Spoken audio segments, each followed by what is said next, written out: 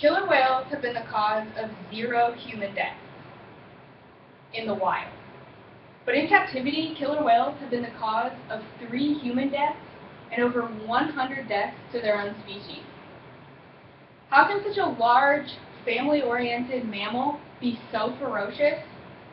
Well, the answer to that question is that we are making those animals act the way they do. Humans for decades now have been capturing wild orca whales and then placing them in aquariums for shows and profitable relations. I don't know about you, but I know if I was captured at the age of 4 and then forced to live out the rest of my life in a bathtub, I would go psychotic too. This horrible act has been happening since the first whale capture in 1961. And although we can't go back now and save the 144 whales that have been captured, we can stand up together and put an end to killer whale cruelty. With the recent boom in whale knowledge in media and the hit documentary Blackfish, the media definitely has had their hands full of controversy. I myself started my journey loving whales at the age of 5. For my 5th birthday, I went to SeaWorld. And then I went back for my 6th birthday. And then I went back again for my 7th birthday. And it wasn't until my 8th birthday when I decided that I was going to do some research of my own. And I was going to look into what a killer whale was, how they acted, things like that. And that's when I found direct information that contradicted everything SeaWorld had taught me growing up. And that's when I made a promise that I would never again go back to SeaWorld, and that the next orca that I ever saw would be a wild one, like this. This is a serious issue. There are currently 54 captive orcas throughout the world, and it is up to us to stand up for these amazing creatures that don't have a voice to speak for themselves. And with that being said, we are going to dive right into the water. We're going to discuss the causes dating back before 1961, the effects on these innocent animals, and the solution to stop these acts from ever occurring again. Causes. There are 2. Orcas bring in billions of dollars annually to aquatic parks, and some humans view orcas with no right to a healthy life. According to Gabriella Copperthwaite's interview in the article SeaWorld of Hurt, captive orcas helped SeaWorld bring in over $415 million of quarterly revenue. SeaWorld Corporation started purchasing killer whales in 1961 and have since then been buying and selling orcas as if they were just a piece of land. The average cost for a young orca under the age of 5 is $1.7 million. After purchase, captive whales are then placed in a small confined pool and are deprived of proper nutrition until the whales start acting accordingly. In the 2014 web article, The Fate of the Captive Orca, researchers discussed the severity of psychotic breaks when you place a whale that is used to swimming over 300 miles a week into a pool that's the size of the average American backyard. The issue here is that humans are becoming so monetarily focused that we are starting to lose sight of the basic animal rights.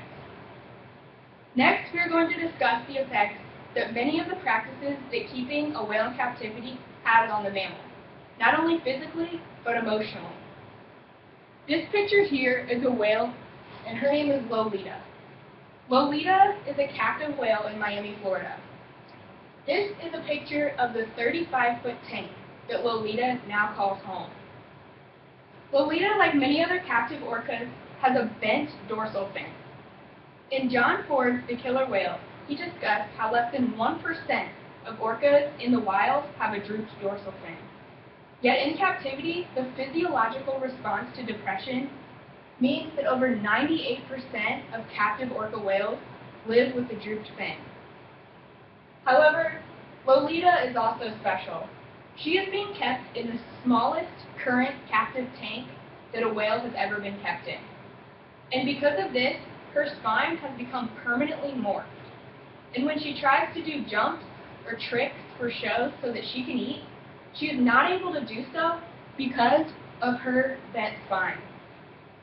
Along with the physical morphologies of the captive orca, many experience severe emotional stress. In Venkatraman's Science Journal article in 2009, she states, orcas are unique beings.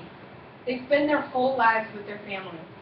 They never travel or migrate to other pods. They are family for life. Captive orcas are commonly captured and thrown into tanks existing with other previous captive whales. This increases stress levels, and many go into severe depressive state where they have been known to sink to the bottom of their tank and stay motionless for days. According to Jeanette Mann's study on behavior of social orcas, the severity of the drastic changes in a whale's environment can lead to a psychosis so intense that it can cause a whale to mistake humans for fish, which ultimately brings about an aggressive behavior towards humans. With such severe effects of captivity that has on whales, we must begin to ask ourselves, how do we put an end to this? And what can we do today to make a difference in the lives of the future orcas? The most important aspect to making a change comes from us, normal people, who decide to educate themselves before buying a ticket to a place like SeaWorld. It is important to do our own research before contributing to a multi-billion-dollar corporation whose views are just outright unethical. Next, we can instead contribute to organizations such as the Free Morgan Foundation or the Free Lolitas Foundation. These organizations are based solely off donations, and they help every day to set free the whales who are still able to be set free and provide proper care for those that are now unable to live a life in the wild. So, what have we learned here today? As an ethical human race, we should put an end to killer whale cruelty and do everything in our power from preventing it from happening again in the future. We need to be aware of the causation that we are spreading throughout the aquatic park industry. We need to educate ourselves on the repercussions of our actions as humans and how they are impacting these innocent orcas. And finally, we need to contribute to making a change. Whether it be time, money, or a simple Facebook post spreading knowledge and awareness.